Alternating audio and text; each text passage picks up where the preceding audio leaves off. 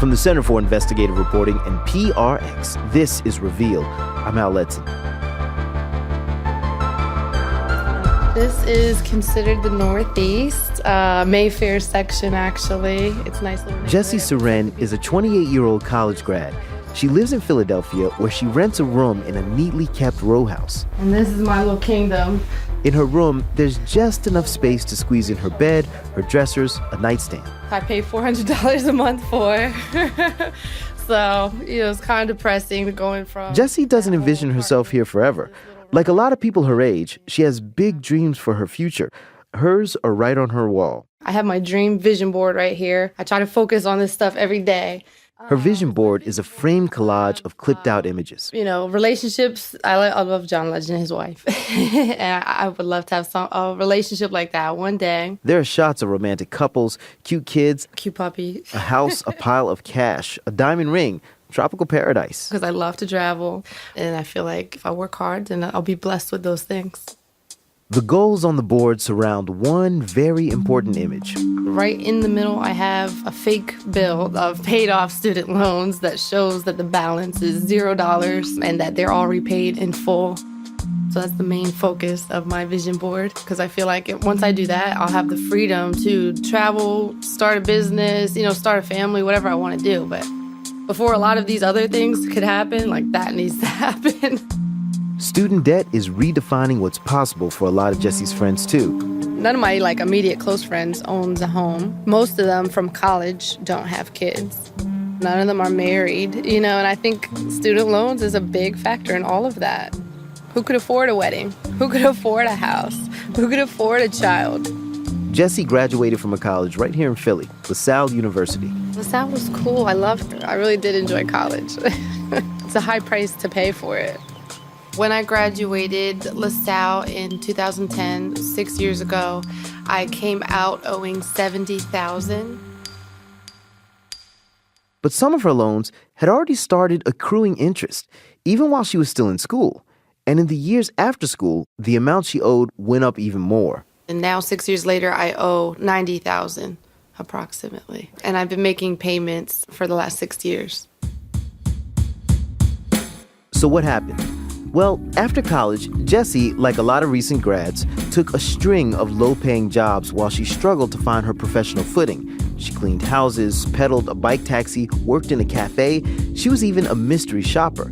None of those jobs require a college degree, by the way. And during those years, she paid the bare minimum on her student loans. I've never gone delinquent or anything like that. There's no late fees. And when she couldn't afford to pay even the minimum, she would ask the loan companies to put her payments on hold for a while.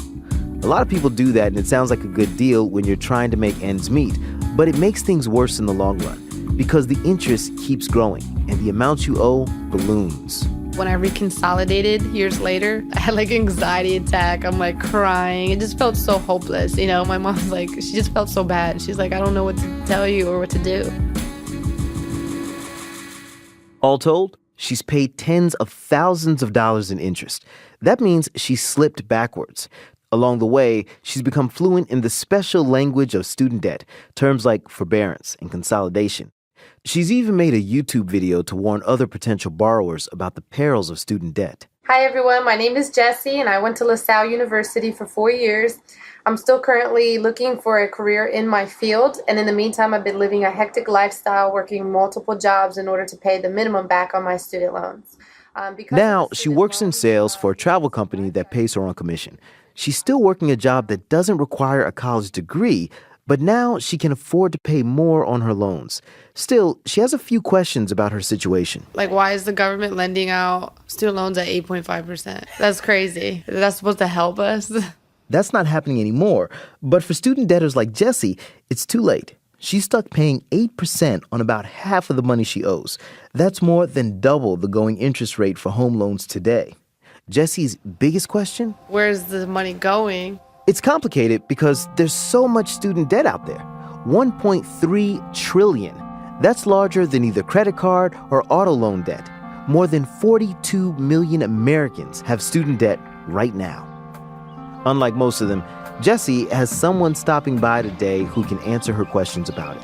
Hi. Hello there, I'm Jessie. Jessie, yeah. Yes. Very nice to meet you. Nice to meet you. How are you? Jim Steele is one of the deans of investigative reporting in the United States. With Reveal's Lance Williams, in collaboration with Consumer Reports, he's looking into student loan debt. During this hour, he'll try to answer Jessie's big question. Where's the money going? Answering that question will take us to a private golf course in Maryland owned by someone who has made millions of dollars off students like Jessie, the people the program was set up to help. This is the part of it the public does not understand. They know there's a lot of debt out there. They know a lot of young people are suffering. They know it has potential economic consequences for the country in terms of people not being able to start families, buy houses, all the normal things a young generation would do. They understand that. But they don't understand that there's this industry out there imposed by both private companies and, to some extent, the federal government itself. The federal government started the student loan program to open the door to higher education for more young Americans. But over the decades, Jim tells Jessie, student loans have become something else. Wasn't supposed to be a profit center for the government. Wasn't supposed to be a profit center for Wall Street or private equity companies. Okay. But this is what it's evolved into right now. Now, the program is making things worse for some of the people it was designed to help, people like Jessie. You still have this rock around your neck, but you have in fact paid $35,000, $40,000 already. It's not as though you've tried to shirk your responsibility. I'm not asking for a handout. I'm just asking for it to be fair. But for a generation of Americans, it isn't fair. Today, we follow Jessie's story and learn how student debt became the worst kind of debt for a borrower to have and the best kind for banks and debt collectors, and how just about everyone involved in the student loan industry today, even the federal government, makes money. They're making it off of one group of people, former students and their families, who borrowed the money to pay for college. Now I'm seeing people that can't pay these loans and people that are in their 40s and 50s that are still paying them. They're still having trouble. And it's just like, is this what I have to look forward to? Like, holy crap, what did I get myself into, you know? We'll follow the money trail when we come back on Reveal from the Center for Investigative Reporting and PRX.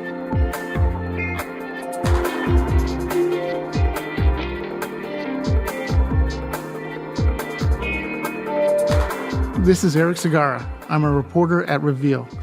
It's officially fire season.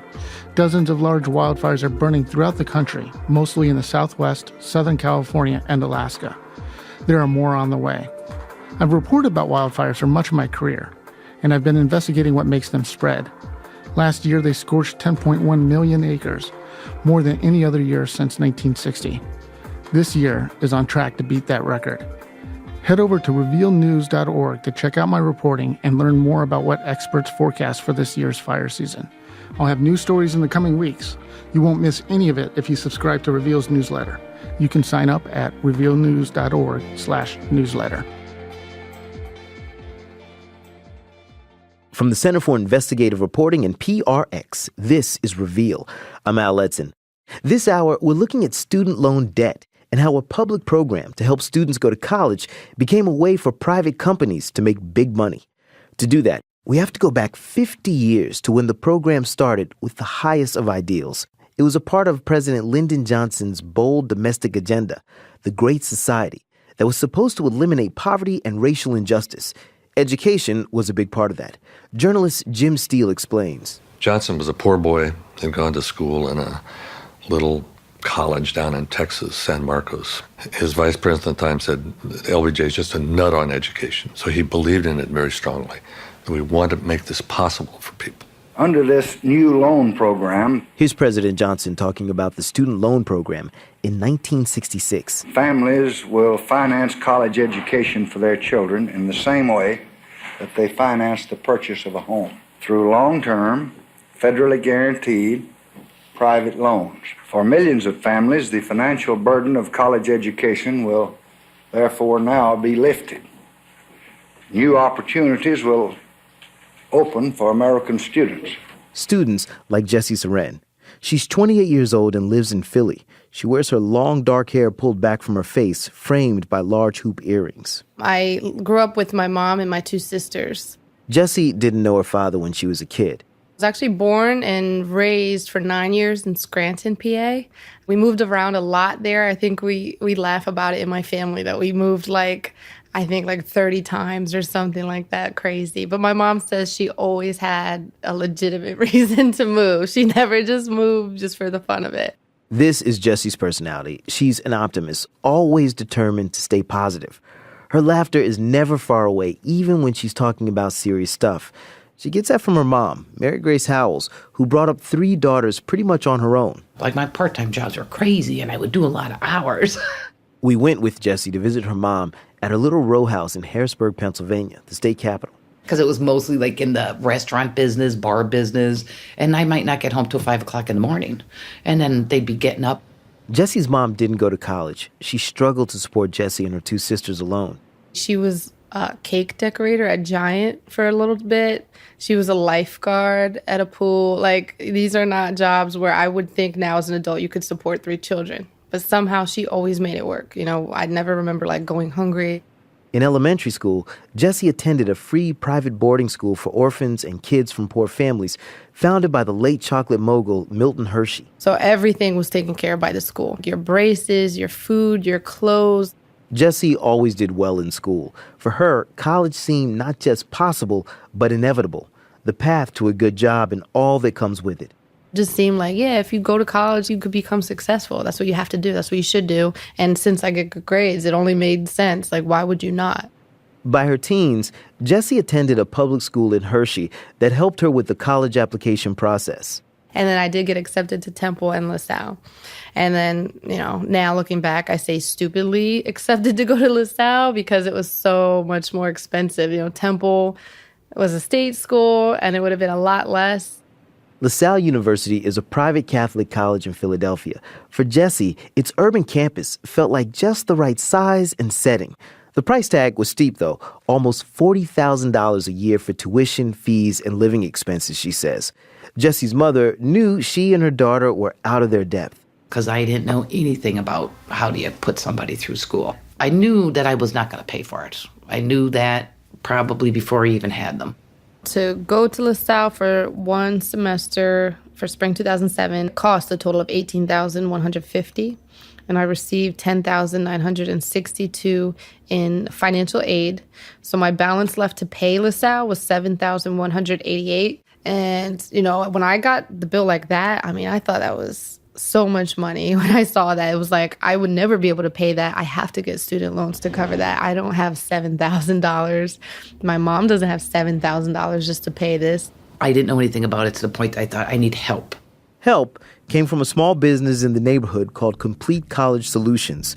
It was run by 2 guys, one of whom they recognized from the local swimming pool.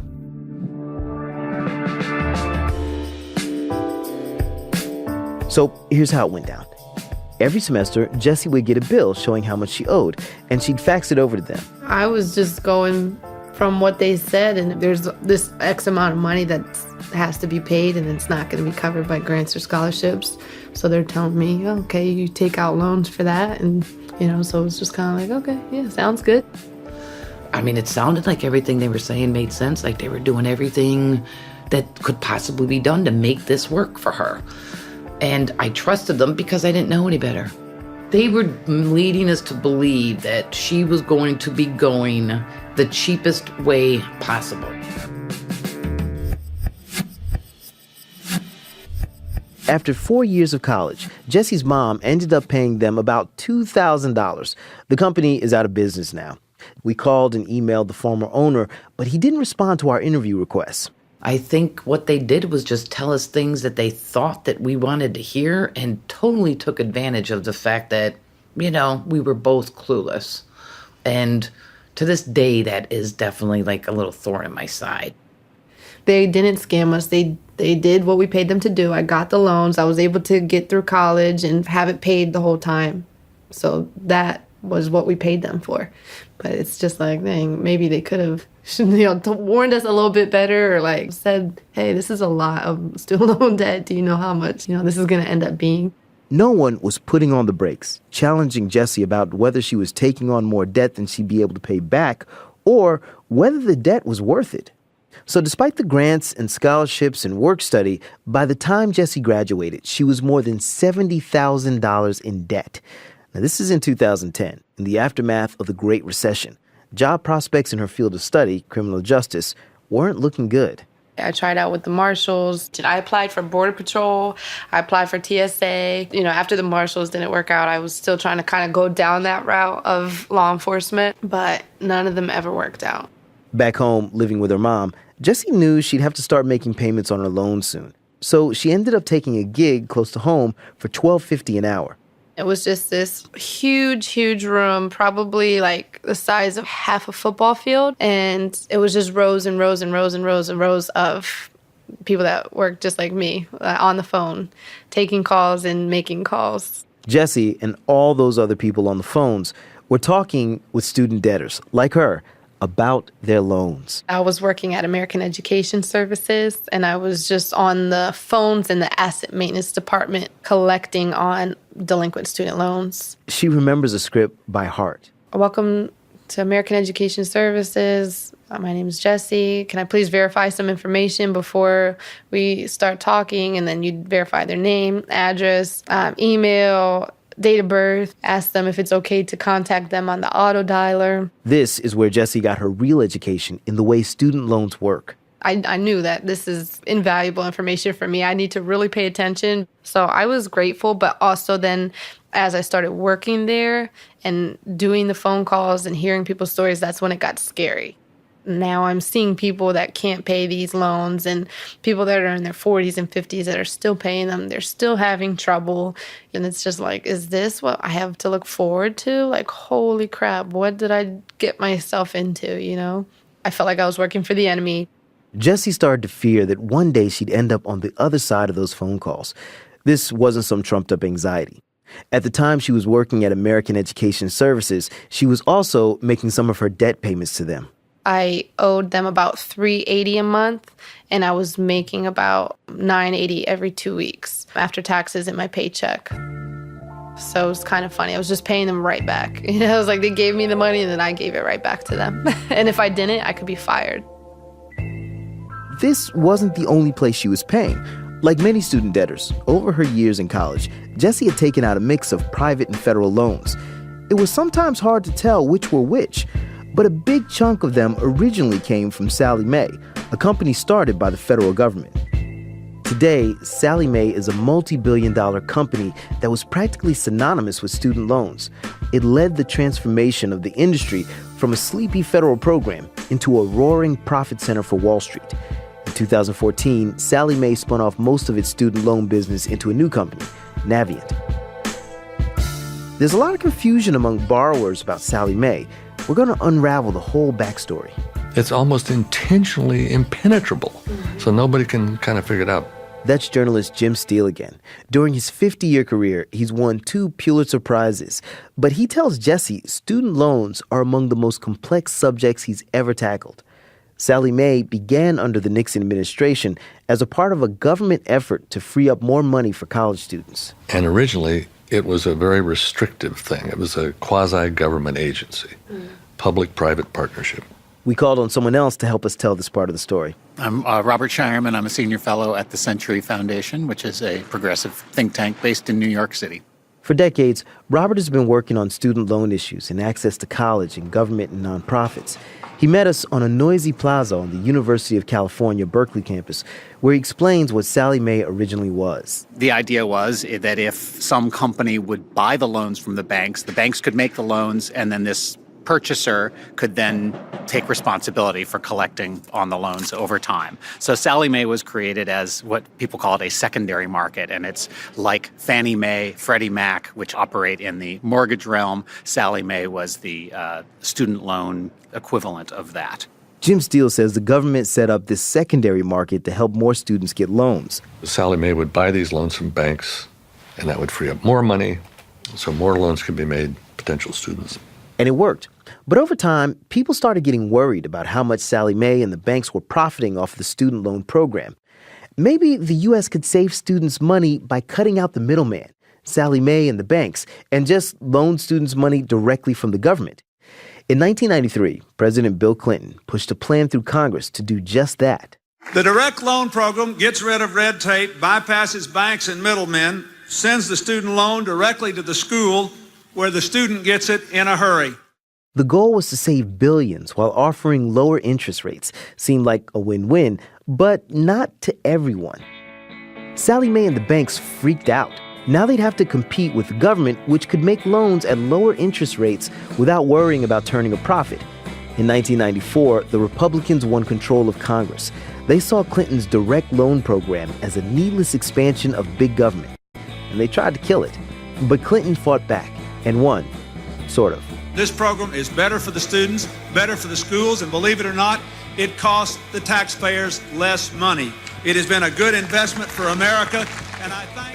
But that victory came as a result of a compromise. Republicans wanted to change Sallie Mae from a public-private partnership to a fully private company, and they got Clinton to agree. Again, here's Robert Shireman, our higher education public policy guy. I think a lot of people look back on that transaction and think, well, it was a good idea, but we cut a bad deal and gave them too much. Certainly one of the things that Sallie Mae got in their deal when they were privatized was the ability to keep using that name, Sallie Mae. Giving them the name Sallie Mae and that sort of continued impression that people have of their connection to the government. That impression made regular people, students, families, trust the company and think that Sallie Mae existed to help them. But Jim Steele says Sallie Mae's private status changed the game. It could issue federal loans. It could bundle those loans and sell them as bonds to investors if they wanted. So in addition to issuing these loans, Sallie Mae began to buy servicing companies that administered them. And then the next step, they began to buy debt collection companies. So if somebody fell down on their payments to a Sallie loan, you heard from another Sallie Mae company demanding payment of them. Best of all for Sallie Mae, it could do all of this with little risk of failure. So while it operated like a private business, its whole business model was based on a federal guarantee, which made it almost a fail-safe operation. That's a lot for Jesse to take in. I feel like you need a degree in financing and economics just to really wrap your head around all of that. There was competition. Clinton's direct loan program remained an option for needy students. But Sallie Mae figured out a way to deal with that. The company launched an incentive-laden marketing program to convince colleges that they should work with Sallie Mae. They actually extended all kinds of perks to college aid officials, tours, golf outings, cruises. The government was in no position to wine and dine colleges. The Department of Education didn't have a budget to entertain financial aid officers with free cruises on the Potomac. Sallie Mae did more than that. After 1996, the company paid colleges to drop out of the federal program and sign up with Sallie Mae as the campus student loan provider. It paid college financial loan officers to serve as consultants on Sallie Mae's advisory boards. They even had Sallie Mae people in call centers where students would call for advice on should I get this Sallie Mae loan or should I do something over here? And guess what happened there? The federal program couldn't compete. Along the way, Sallie Mae also became a powerful force in Washington. Federal records show that since 1997, the company has spent more than $44 million lobbying Congress, the president, and the Department of Education on hundreds of measures that could affect their business. So you had all kinds of things resulting in the privatization. Tremendously strengthened Sallie Mae, made it a real go-go company on Wall Street. There's a lot of money to be made here. So a whole series of other companies, hedge funds, private equity companies, banks that hadn't even been involved in this thing, suddenly surged into the field from the late 90s on. Between 2010 and 2013, Sallie Mae's profits alone topped $3.5 billion. Jesse gets it. They've literally reversed the whole idea of helping students and turned it into a business right underneath all of our noses without anyone even really realizing, like, wow, here's people making a lot of money off of this. That's exactly right. Can't say it any better than that. At the same time, the demand for student loans was rising. Middle-class income stagnated while college costs soared. States slashed funding for public colleges, and that placed more of the burden for paying for state college on their students. The same student who once found a lot of their education in effect paid for by the state Now they got to get a loan to cover that. So it's a huge tidal shift in what education costs and who's had to pick up the tab.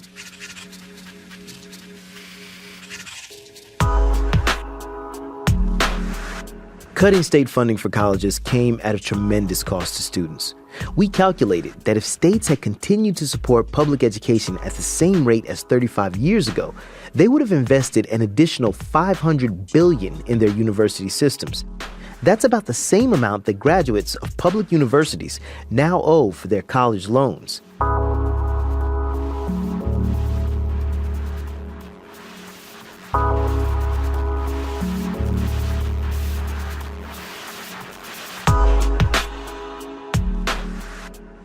Today, student loan debt is a $140 billion a year industry, and its future looks bright, unlike the futures of many of its student customers. We still haven't fully answered Jesse's original question. Where's the money going? To show us where a chunk of that money went, Jim Steele took us on a drive in rural Maryland. I'm not sure how fast you could go on this road if in something other than a Maserati, but probably about 35 or 40 miles. I mean, it's just very curvy, lots of big farms set back from the road, trees everywhere, not so much a forest, but very woodsy. And now I believe, yes, this is it. It starts right here. We're here at the edge of a golf course, but this isn't just any old golf course. This is a private golf course. I don't mean private club, I mean private golf course, built by one man for himself and a handful of his associates and friends. His name is Albert Lord. Albert Lord was for many years the driving force behind Sallie Mae, the colossus of the student loan industry.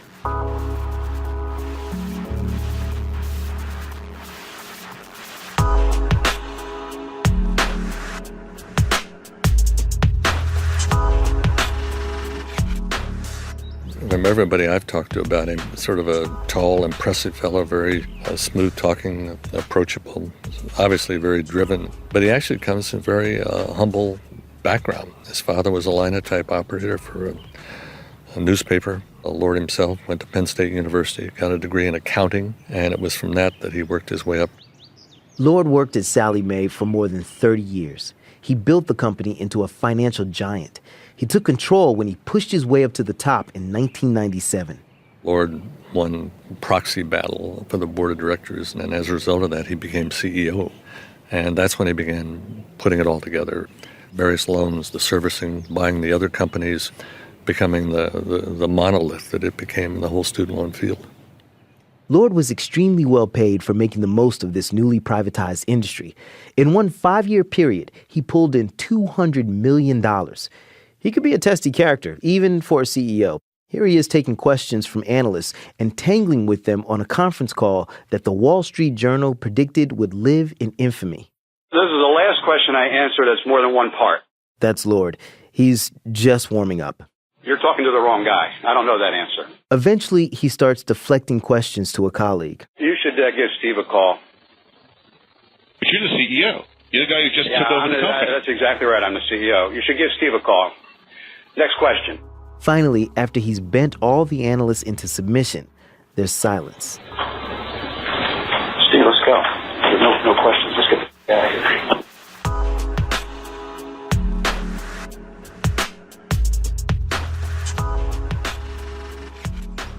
This is a golf course that you can't go up and pay green fees and play on. This isn't the kind of golf course that you can even apply for membership in.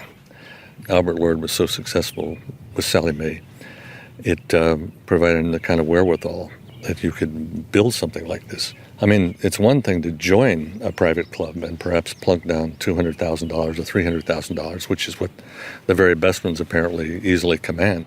But this is a multi-million-dollar undertaking. Exactly how much, none of us know. Albert Lord retired in 2013. We asked Mr. Lord in an email if he would comment on the privatization of Sallie Mae and numerous other things related. He declined to be interviewed, but he did send us a rather lengthy email.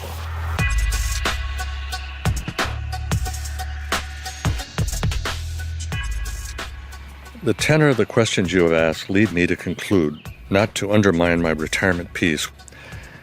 The government has put the American taxpayer at risk for every dime of the $1.3 trillion you referenced in your note to me. You would do well to study the geometric growth of government underwritten student debt, now greater than $100 billion per year. It goes on like that for a while, and what he's basically saying here is that the American taxpayer is the real victim of the student loan crisis. So the bee got under my bonnet, and I've said more than I intended. He may publish all of this note or none. I shall now return to my newfound peace. Be well, Al Lord. It's part of that eternal debate in the U.S. Is private industry more capable of handling certain programs than government? And I think what we see here for sure is that private industry has made a lot of money off this guaranteed program in a way that's not always served the interests of the students. Students like Jessie, who have never heard of Albert Lord. After a visit to the golf course, Jim shows her a video of the place. Here we go. This should be the video. It looks like a secluded area. Yeah.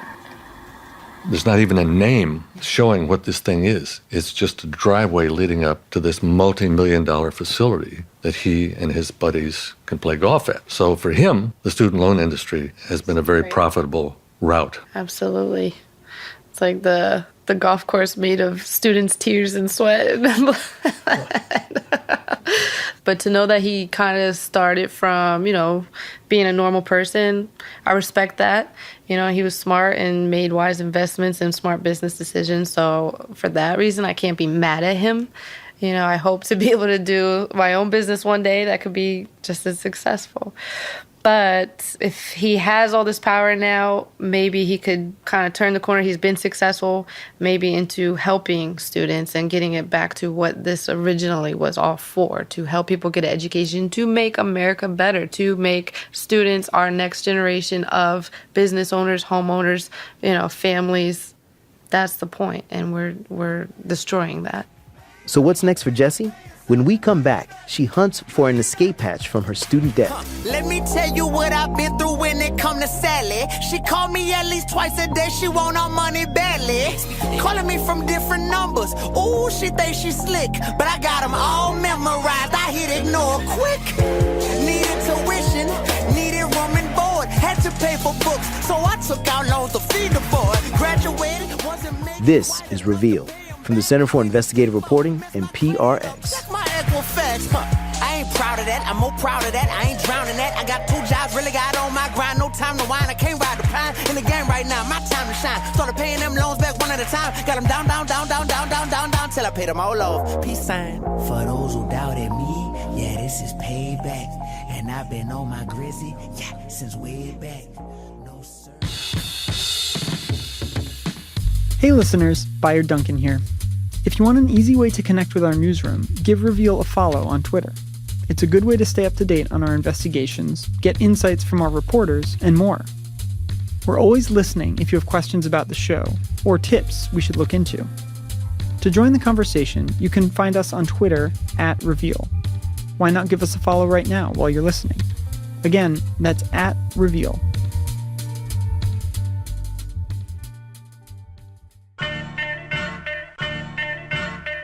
From the Center for Investigative Reporting and PRX, this is Reveal.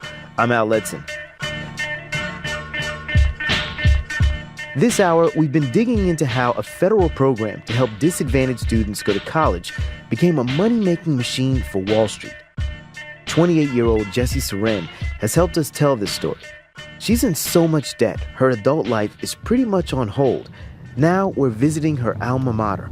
We're on our way to LaSalle University. It's kind of like the Germantown area of Philadelphia. Jessie drives around LaSalle's campus that spreads over a bunch of city blocks. Within its gates, there are a lot of winding sidewalks full of diverse students, trees, and lots of places to sit. LaSalle, I always thought was the picture perfect, college. It's just what I imagined college was when I was younger because of the old buildings and the brick buildings and things. And I haven't been back, really, since I graduated. That was 6 long years and many dreams ago. Well, down here is the main area of the campus, so that would probably be a good spot. Jessie heads for a bench in the middle of the quad. These days, she looks beyond the pretty old buildings to the students and the loans they're taking out to come here. It's definitely crazy to think about that. Like, I did not think about student loans when I was walking around on campus. As I'm sure most of these kids right now, like, if you ask them about their loans, they'd probably be like, I don't know, you know. Hopefully they know something, but I doubt that they do. She says she didn't know. A couple months after she graduated, Jessie finally tallied everything she owed. And at that time, it was probably with about $70,000 student debt. And now that's grown up to the $90,000. So as I sit here 6 years later on the bench, you know, $20,000 more in debt, even though I've been paying.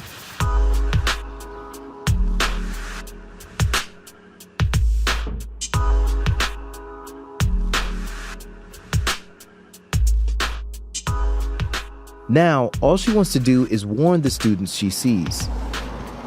Yeah, I wish I could just grab everyone right now. Just like, how much have you taken out? Everybody, let's take a group meeting right now. If you're taking out like more than $10,000 in loans, don't do it. Like, think about your future, you know. Jessie took out some of her loans from Sallie Mae, which has been a giant in the student loan industry. That company made millions in profits off students like her. But loan companies aren't the only ones that make money from the $1.3 trillion of student debt in the U.S. The loan programs that are supposed to help disadvantaged students pay for college tuition have also become a way for the federal government to make money. Here's how it works. When the government makes a student loan, it charges more than it needs to break even. Senator Elizabeth Warren says the government charges more than it should. At least twice as much. We'll be charging at least twice as much as we need to charge to cover the costs of the loans. That's Warren questioning James Runcie of the U.S. Department of Education at a 2014 hearing. So when we set interest rates higher than we need to cover the costs, that generates revenue for the government.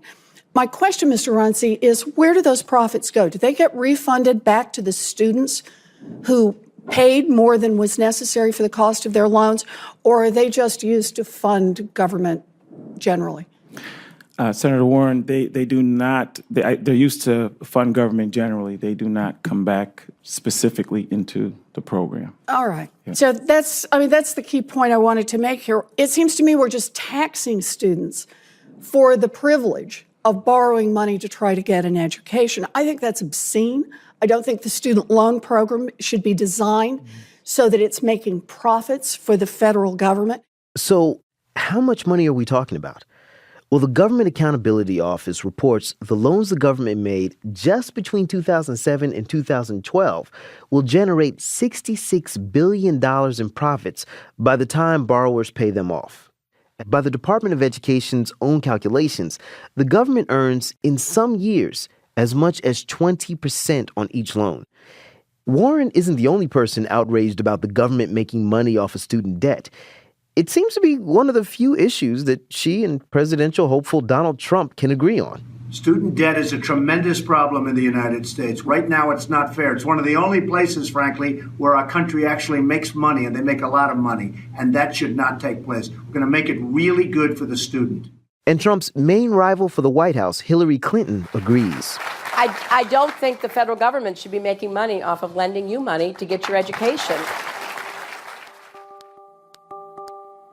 So companies like Sallie Mae and the government have profited as college graduates have buckled under their debt burdens. High interest rates are part of what makes it so tough to get out from under these loans. That's a big reason Jessie's loans have ballooned to $90,000. She says she can't figure out how to move forward with her life. I don't see me settling down anytime soon. I don't want to buy a house because I can't imagine signing my name to any more debt, even though that's what, you're supposed to do. But I couldn't do it. I just see my sisters, they just had kids, and I see how much they pay in daycare. I feel like having children is not an option for me. It would be really irresponsible for me to have kids right now. So there's so many different things that you have to think about because of this debt. I can't take the risks that, I would normally take and do different things.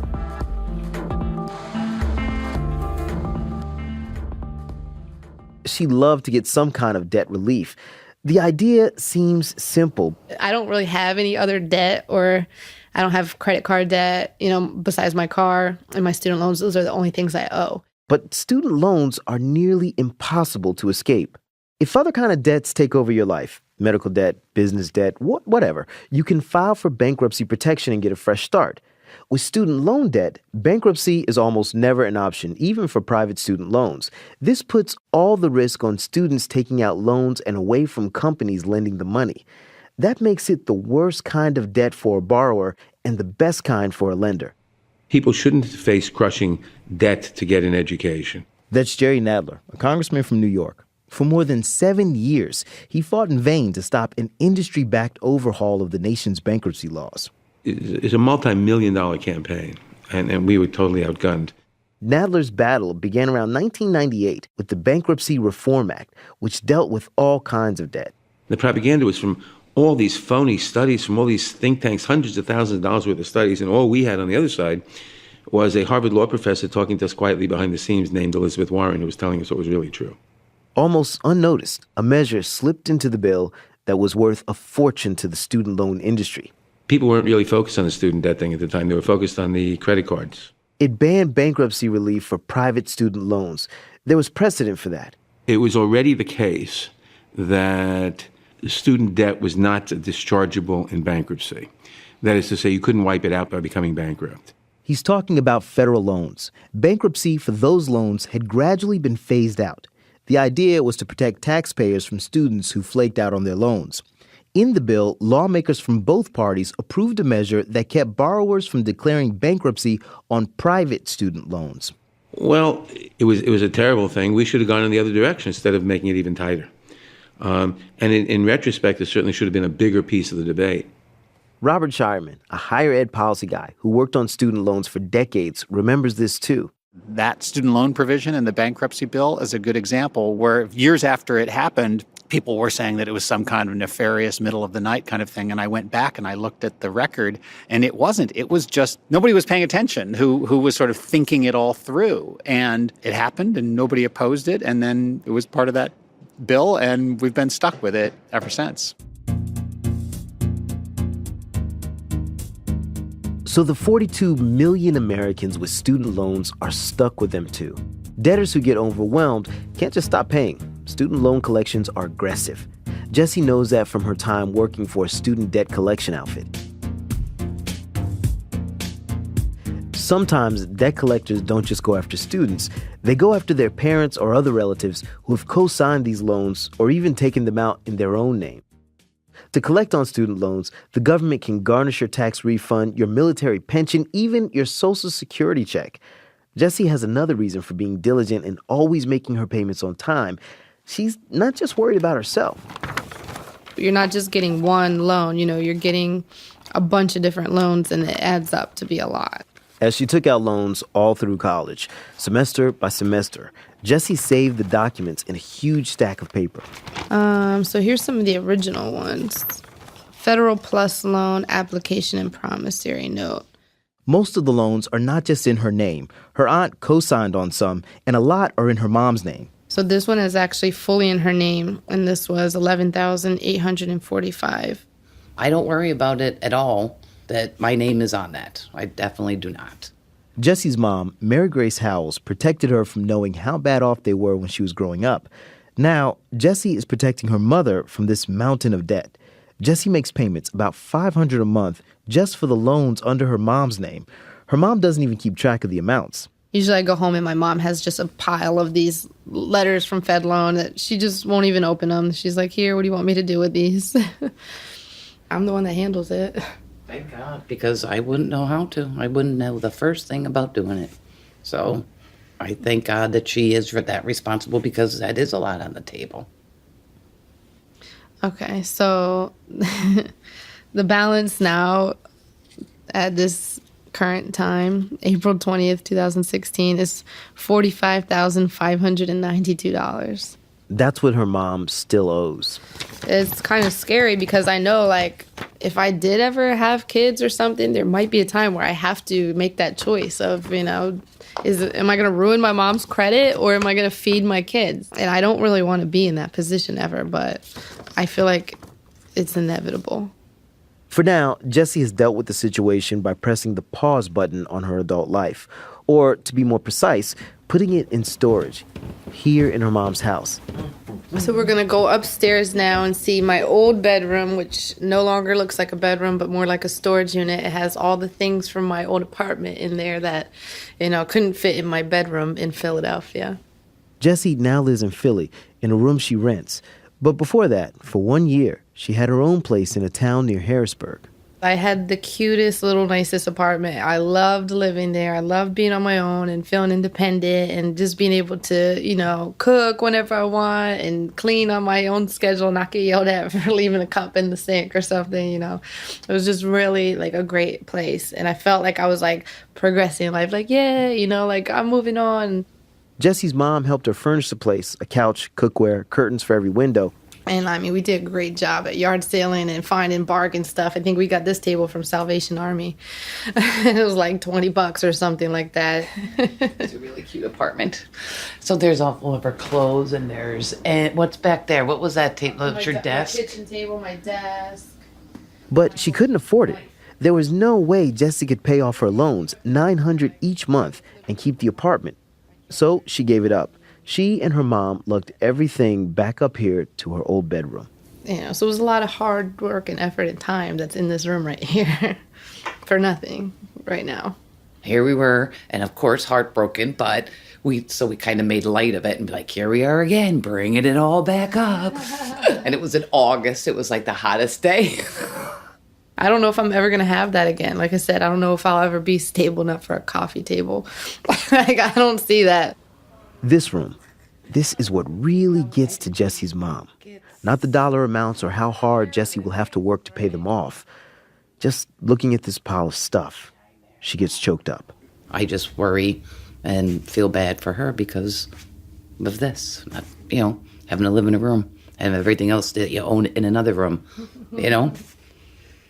Can't get ahead, just trying to keep her head above water just makes it so that she's just existing day by day to not see any, what light do you see in front? The tunnel is just so long and so dark. When is the light going to come at the end of the tunnel so you see your way out?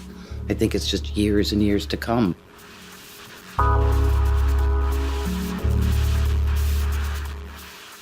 Jessie says she doubts her present job, selling vacation packages, will cut it over the long run, even though she's consistently paying her loans.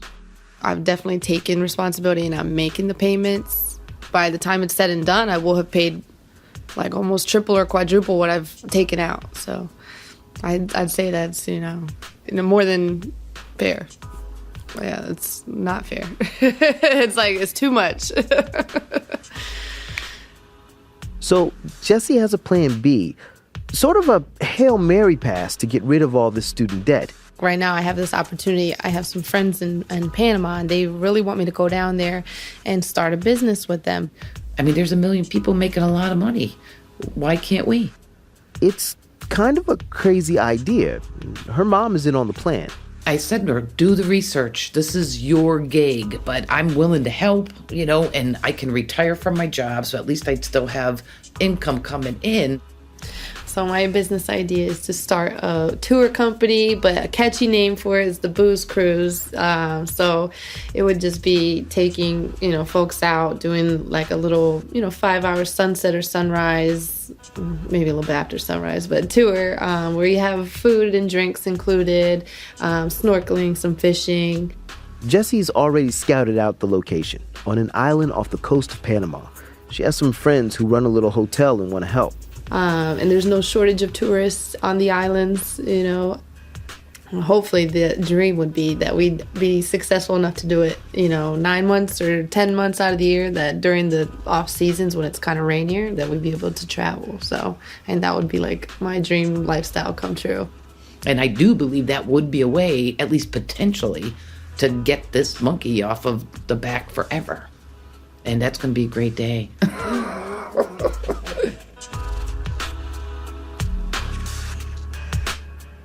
Cha-ching. Get rid of those damn loans after all. All right, one of our big schemes is going to work out. Like, in our business, sell the house, I don't know, write a good book. One of these things is going to make it happen. Absolutely. You have to have faith. Keep the faith going. If Jessie keeps paying at the rate she is now, it will take almost 15 years for her to pay off her student loans. It may be too late for Jessie, but the Obama administration has taken steps towards reform. It has eliminated the financial middlemen who long collected fees to issue federal loans. And even though private companies continue to administer the loans, the government now loans directly to students. Still, the basic system remains in place. Contractors with little oversight have an incentive to profit by collecting as much as they can from student debtors. The more we spoke to people about their debt, the more we realized that just about everyone has a story. And this week, we're collecting yours. Using the hashtag MyDebtCould on Twitter and on Instagram, share something that you could get with all the debt you owe. Maybe it's a new car, maybe 2,500 cups of coffee, anything. Make sure to include the dollar amount of your debt and a photo of what you'd rather have for all that money.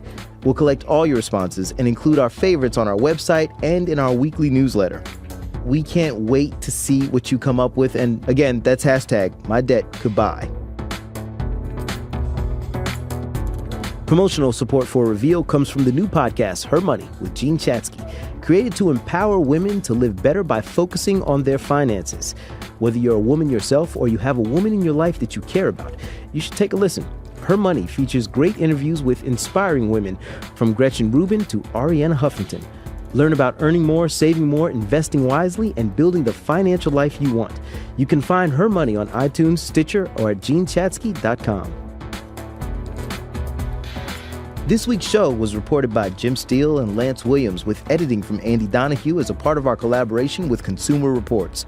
You can read their full story on our website at revealnews.org and other student debt coverage at consumerreports.org. Catherine Miskowski was our lead producer this week with help from Laura Starcheski. Cheryl Duvall edited our show. Julia B. Chan produced our digital content. Paul Vaitkis mixed this week's show.